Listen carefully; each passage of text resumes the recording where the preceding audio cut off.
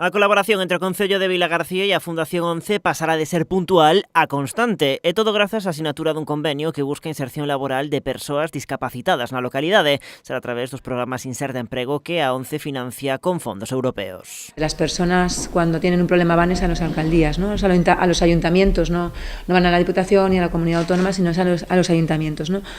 En Inser de Empleo, que es la entidad experta en recursos humanos de Fundación 11,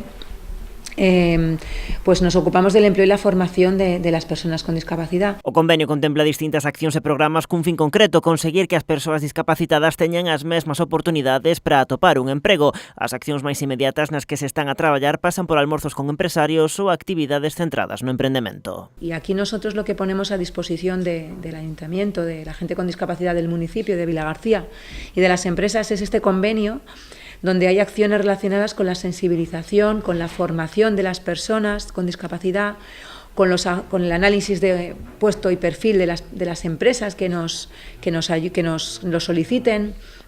O sea que de lo que se trata es que creemos itinerarios compartidos donde una persona con discapacidad que quiera trabajar sepa al menos dónde puede ir. Para o alcalde de Vilagarcía, este convenio de traballo conxunto entre o Concello e a Fundación 11 conseguiu afianzar as colaboracións puntuais entre ambas entidades. Alberto Varela aproveitou para facer un chamamento á implicación comercial e empresarial da cidade. Lo que sí tenemos que conseguir entre todos pues es involucrar al tejido empresarial y comercial de nuestra ciudad, que estoy convencido que así lo harás, ya lo han demostrado en otros programas que se han promovido por parte del ayuntamiento, como puede ser el programa, si no recuerdo mal, era el programa Clara para mujeres víctimas de violencia de género.